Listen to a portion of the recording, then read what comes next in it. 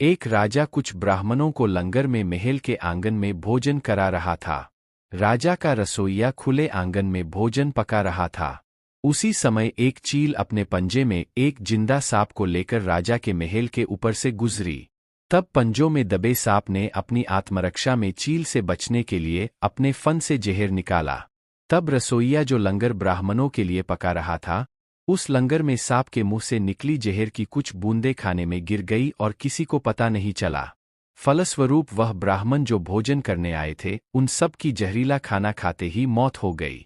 अब जब राजा को सारे ब्राह्मणों की मृत्यु का पता चला तो ब्रह्महत्या होने से उसे बहुत दुख हुआ। ऐसे में अब ऊपर बैठे यमराज के लिए भी यह फैसला लेना मुश्किल हो गया कि इस पापकर्म का फल किसके खाते में जाएगा। राजा जिसको पता ही नहीं था कि खाना जहरीला हो गया है, या रसोइया जिसको पता ही नहीं था कि खाना बनाते समय वह जहरीला हो गया है, या वह चील जो जहरीला सांप लिए राजा के ऊपर से गुजरी, या वह सांप जिसने अपनी आत्मरक्षा में जहर निकाला। बहुत दिनों तक यह मामला यमराज की फाइल में अटका रहा। फिर कुछ समय बाद कुछ ब्राह्मण राजा से मिलने उस राज्य में आए और उन्होंने किसी महिला से महल का रास्ता पूछा। उस महिला ने महल का रास्ता तो बता दिया, पर रास्ता बताने के साथ साथ ब्राह्मणों से ये भी कह दिया कि देखो भाई, जरा ध्यान रखना, वह राजा आप जैसे ब्राह्मणों को खाने में जहर देकर मार देता है। बस जैसे ही उस महिला ने ये शब्द कहे, उसी समय यमराज ने फैसला ले लिया कि उन मृत ब्राह्मणों की मृत्यु के पाप का फल इस महिला के खाते में जाएगा और इसे उस पाप का फल भुगतना होगा। यमराज के दूतों ने पूछा, प्रभु ऐसा क्यों? जबकि उन मृत ब्राह्मणों की हत्या में उस महिला की कोई भी दोष नहीं थी।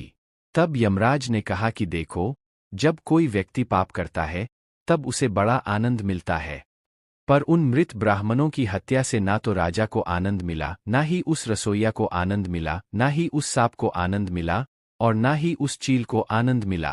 पर उस पापकर्म की घटना का बुराई करने के भाव से बखान कर उस महिला को जरूर आनंद मिला। इसलिए राजा के उस अनजाने पापकर्म का फल अब इस महिला के खाते में जाएगा। बस इसी घटना के तहत आज तक जब भी कोई व्यक्ति जब किसी दूसरे के पापकर्म का बखान बुरे भाव से बुराई करता है, तब उस व्यक्ति के पापों का हिस्सा उस बुराई करने वाले के खाते में भी डाल दिया जाता है। अक्सर हम जीवन में सोचते हैं कि हमने जीवन में ऐसा कोई पाप नहीं किया, फिर भी हमारे जीवन में इतना कष्ट क्यों आया। ये कष्ट और कहीं से नहीं बल्कि लोगों की बुराई करने के कारण उनके पापकर्मों से आया होता है, जो बुराई करते ही हमारे खाते में लिखित हो जाता है। इसलिए आज से ही संकल्प कर लें कि किसी के भी और किसी भी पापकर्म का बखान बुरे भाव से कभी नहीं करना, यानी किसी की भी बुराई या चुगली कभी नहीं करनी है। लेकिन यदि फिर भी हम ऐसा करते हैं तो हमें ही इसका फल आज नहीं तो कल जरूर भुगतना ही पड़ेगा।